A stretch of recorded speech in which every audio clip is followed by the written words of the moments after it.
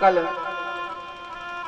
हम लोग चर्चा कर रहे थे कि जब कहीं पे कोई आपत्ति काल आवे, कोई ऐसी विषम परिस्थिति बने, एक बार तो शिषपाल ने भी भगवान से रास्ते में रोक के भिड़ गया। कल योगेश्वरा प्रियात्मनमो देव देव जगत्पते हन्तुं नरहसि कल्याणमो रात्रं मे महाभुजो। आज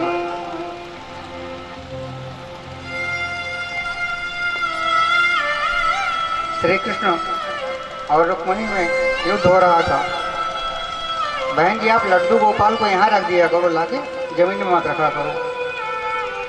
2-3 दिन तो हमने देखा नहीं, कल ही देखा कि आप लड्डू गोपाल को लाती हैं और नीचे रख देती हैं। बगल में रख लीजिए। अच्छा जी,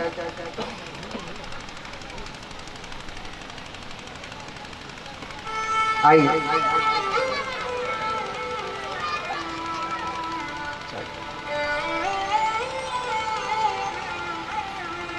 जब शिषपाल से भगवान श्री कृष्ण का वाद विवाद हो रहा था, जैसे ही भगवान रथ से उतरे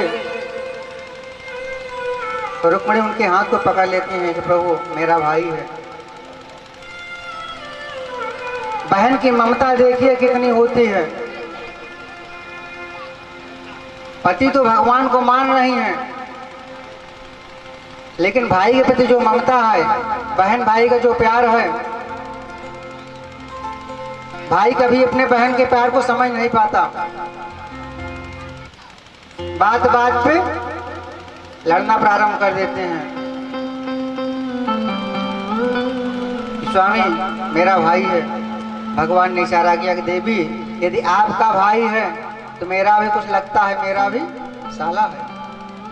आप चिंता ना करिए, घबराइए नहीं। रुक्मी और भगवान कृष्ण के बीच में युद्ध छिड़ गया। रुक्मी ने तलवार निकाली, भगवान ने भी तलवार निकाल लिया और दोनों युद्ध प्रारंभ हो गए। भगवान ऐसे तलवार चला रहे हैं कि बार बार रुक्मी के बाल कटते जा रहे हैं। इतने में दाऊ भैया पीछे से रथ लेकर के पहुंचे। सैनिकों ने आवाज लगाई, द्वारिकाधीश की जय हो। भगवान पीछे मुड़ के देखे तो दाऊ जी पहुंचते उनके ऊपर टूट पड़े। अरे तू क्या कर रहा है? अब तो ये अपने अतिथि हो गए हैं ना, रिश्तेदार के साथ में कोई युद्ध करता है। जब इतना बोले तो रुक्मी को थोड़ा सा शांति मिली।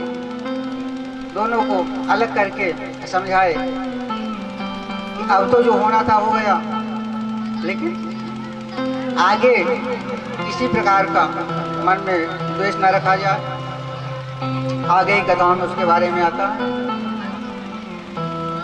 इसी क्रम में भगवान का रुक्मिणी जी के साथ मंगल विवाह संपन्न हुआ। यहाँ पर विवाह के पश्चात माँ रुक्मिणी जी से प्रद्युम्न नाम के पुत्र की उत्पत्ति हुई। कामस्तु वासुदेवांशो दग्धा प्रागृद्ध मन्युनाः देहोत्पत्ते भूयस्तमेव प्रत्यपद्यत। भगवान ये जो भगवान श्री कृष्ण के प्रथम पुत्र हुए प्रद्युम्न जी, रुक्मिणी के द्वारा, रुक्मिणी मैया के गर्भ से, इनका नाम प्रद्युम्न था। प्रद्युम्न कौन है? प्रद्युम्न कौन है? कल सूक्ष्म चर्चा हुई थी। प्रद्युम्न किसके पति हैं?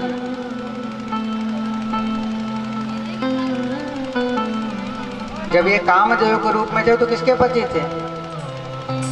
रति के पति।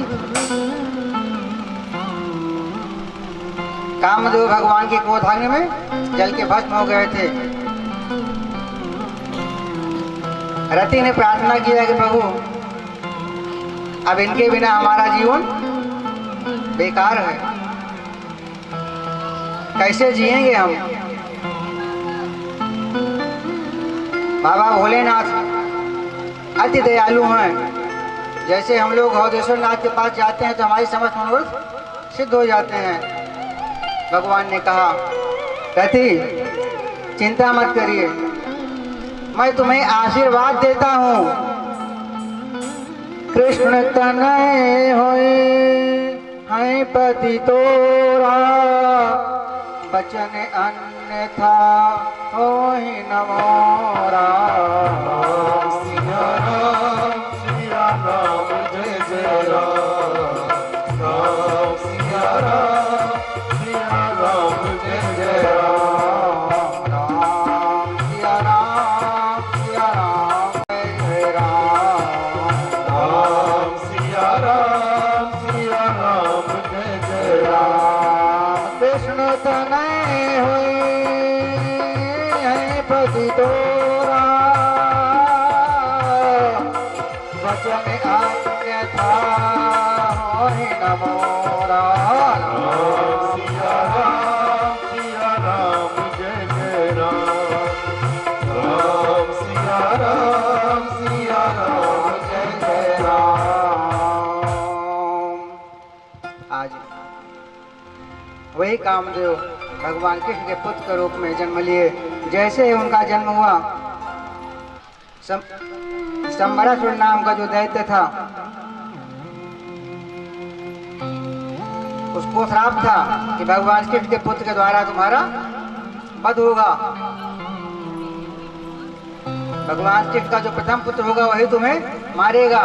संबरासुर ने कहा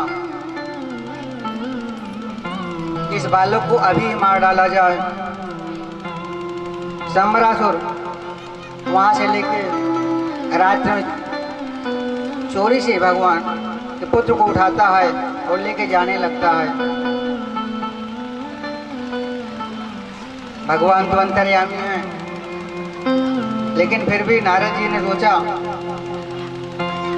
ये तो अनर्थ हो रहा है, अगर ये लेके चला गया तो इसका अंत कैसे होगा। नारद जी रास्ते में प्रकट हो जाते हैं अपने वीणा को बजाते हुए। श्रीमन्नारायण नारायण नारायण, श्रीमन्नारायण नारायण नारायण, श्रीमन्नारायण नारायण नारायण। ओ भजमन्नारायण नारायण नारायण, भजमन्नारायण नारायण नारायण, श्रीमन्नारायण नारायण नारायण, श्रीमन्नारायण नारायण नारायण। ओ पत्नी नारायण नारायण नारायण, पत्नी नारायण नारायण नारायण, श्रीमन्नारायण नारायण नारायण, श्रीमन्नारायण नारायण नारायण। नारद जी संबरासुर को रोकते हैं, कहते हैं बालक है कहाँ ले जा रहे हो। संबरासुर ने बताया कि मेरा काल है, मैं इसे छोड़ूंगा नहीं। आज नारायण के कहने पर नारायण ने समझाया कि यदि आपका काल है तो आपको वहां ले जाकर मारने की आवश्यकता है, मारना है तो यही मार दीजिए। ऊपर से जब देखा तो नीचे तालाब दिखाई पड़ा जहाँ पे जल ही जल था। नारायण ने कहा, नारद जी ने, यदि आपको मारना है तो यहीं पे डाल दीजिए, आपको मारने का पाप भी नहीं लगेगा और जल में डूब करके मर भी जाएगा। प्रद्युम्न को संबरासुर ने वहीं छोड़ दिया। आज सम्रासुर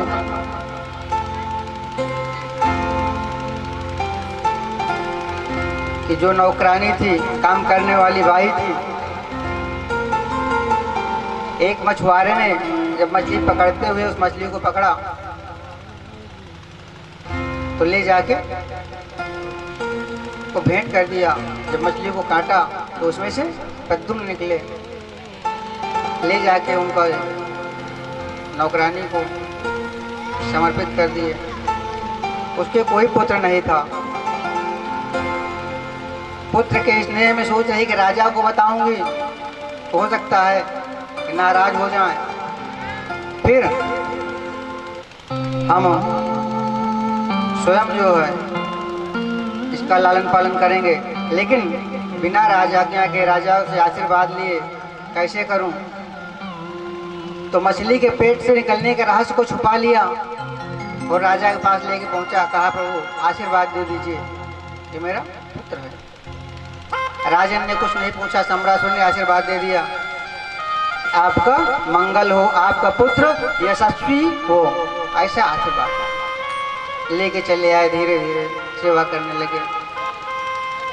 इधर नारद जी पहुंचते हैं रति के पास और कहते हैं, रति तुम्हारे पति का जन्म हो चुका है, अब तुम जा करके अपने पति को संभालो, उनकी देख रेख करो, उनकी सेवा करो।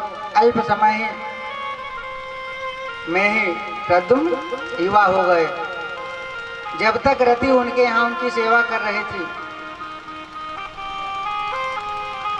बाल्यावस्था में तो बड़े प्रेम से देखते थे, पुत्रवत व्यवहार करते थे।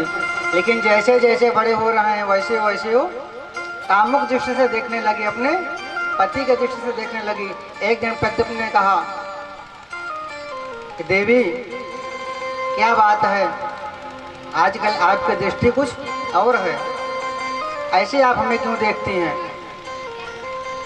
रति ने पूरा वृत्तांत बता दिया। पूर्व जन्म में आप मेरे स्वामी थे, आप साक्षात कामदेव हैं और आपका जन्म हुआ है भगवान के पुत्र के रूप में, और आपके द्वारा इस सम्रासुर का वध होना है। अल्पकाल में ही रति ने सारी विद्याएं अपने स्वामी को सिखा दिया। प्रद्युम्न को जब ये पता चला, प्रद्युम्न राजसभा में पहुंच गए, ललकारा सम्रासुर को, आओ हमारा आपका युद्ध हो जाए। सम्रासुर का प्रद्युम्न का युद्ध हुआ, बड़ा भयंकर युद्ध हुआ। सम्रासुर भी बड़ा मायावी था। एक बार तो सम्रासुर ने रति को ही जंजीर में बांध करके दिखा दिया। जब ऐसा देखे प्रद्युम्न की मेरी पत्नी जंजीर में बंधी हुई है, उसको चिता पे रखने जा रहा है। युद्ध करने लो परास्त हो रहे थे, उनका हृदय विदीर्ण हो गया। लेकिन फिर भी जब याद किए अपने पत्नी के द्वारा बताए हुए बातों को, तो समझ में आया कि योग माया है, ये माया हमें दिखा रहा है। प्रद्युम्न भी कम मायावी नहीं थे, उनकी पत्नी बहुत कुछ जानती थी। प्रद्युम्न ने अपने माया से उनकी माया को काट दिया और अंत में प्रद्युम्न ने घुमा के एक हाथ रखा सम्रासुर का।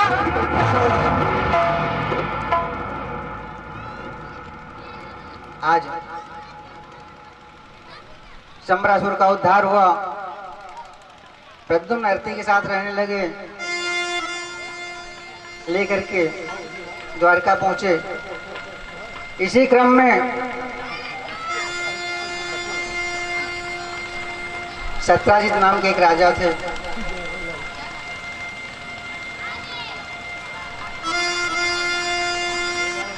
उनके यहाँ एक मणि थी।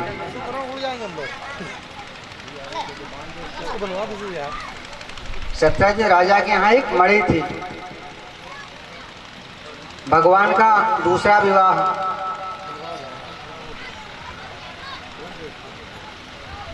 सुखदेव जी कहते हैं कि समंतक नाम की मणि चमचमाती हुई जो डेली 8 बार सोना प्रदान करती थी। कितना 8 बार सोना। इसको आते हैं, मानो आते हैं। उनका भाई उस मणि को पहन करके यहाँ तो भाव आते हैं। यार पास में। शिकार करने के लिए गया। एक दिन उसी मणि को पहन करके जब सत्यजित नाम के राजा भगवान कृष्ण से मिलने जा रहे थे बोलो आके इसको इनके ऊपर। मौसम निकल रहा है। तो वहाँ के सारे लोग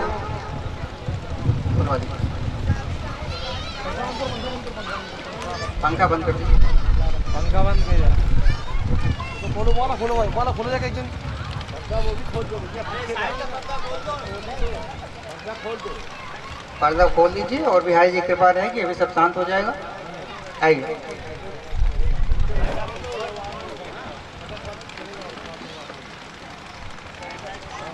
समय तक मणि को पहन के उनका तो कहते हैं कि बहन एक बात आपको बता रहे हो, किसी से बताना मत। आज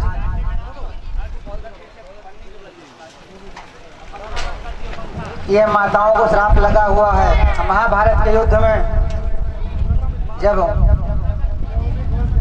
युधिष्ठिर की माता ने कर्ण की बात को छुपाया था,